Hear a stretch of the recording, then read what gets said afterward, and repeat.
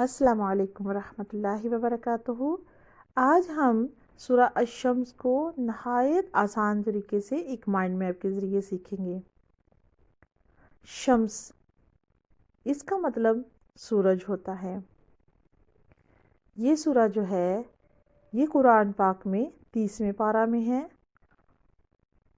اور اس میں کل 15 آیات ہیں۔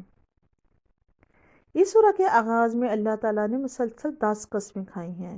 آپ جانتے ہیں نا، قرآن میں اللہ تعالیٰ ہر قسم کے بعد بہت اہم بات کرتے ہیں، یعنی کہ کسی اہم موضوع کو ان قسموں کے بعد بیان کیا جائے گا۔ تو آئیں دیکھتے ہیں کہ اللہ تعالیٰ نے کس کس چیز کی قسم اس سورہ میں کھائی ہے۔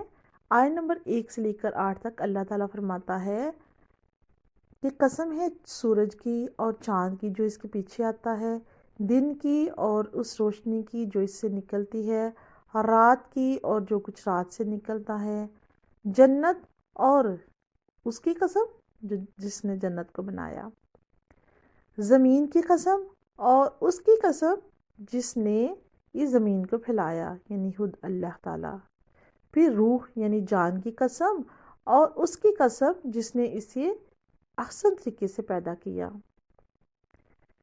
اتنی قسموں کے بعد آئیں دیکھتے ہیں کہ آگے کیا اللہ تعالیٰ نے فرمایا۔ قد افلح من زکاہا، آیت نمبر 9، وہ شخص جس نے اپنی روح کو پاک کر لیا وہ کامیاب ہو گیا، اور اللہ تعالیٰ ہمیشہ انصاف کرنے والا ہے۔ پھر آیت نمبر 10 میں اللہ تعالیٰ نے فرمایا کہ وہ شخص جس نے اپنی روح کو ناپاک کر لیا، یعنی گناہوں سے بھر دیا، یہ وہی ہے جس نے اپنی جان کو دفنا دیا، یعنی کہ ناکام ہو گیا۔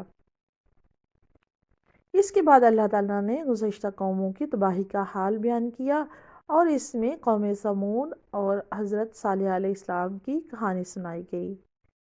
اور اس کے بعد قوم سمود کی تباہی ایک بہت اہم بات کی طرف توجہ دلاتی ہے۔ آیت نمبر 14 میں اللہ تعالیٰ نے فرما دیا کہ اللہ تعالیٰ نے ان پر ایک بہت بڑی تباہی بھیجی، کیونکہ وہ گناہوں سے نہیں بچتے تھے، وہ بہت گناہ کرتے تھے۔ پھر اللہ تعالیٰ نے آیت نمبر 15 میں فرمایا کہ اللہ تعالیٰ کو اس بات سے کوئی ڈر نہیں لگتا کہ چاہے سب انسان گناہوں کی وجہ سے ختم کر دیے جائیں۔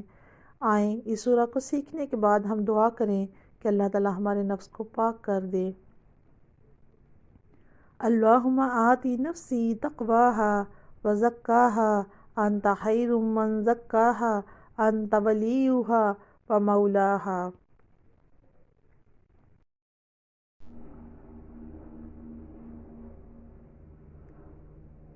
اے اللہ، میرے نفس کو پرہیزگاری عطا فرما، اسے پاک کر دے، بے شک تو ہی سے صحیح پاک کرنے والا ہے، تو ہی اس کا بہترین محافظ ہے اور تو ہی اسے درست کرنے والا دوست ہے۔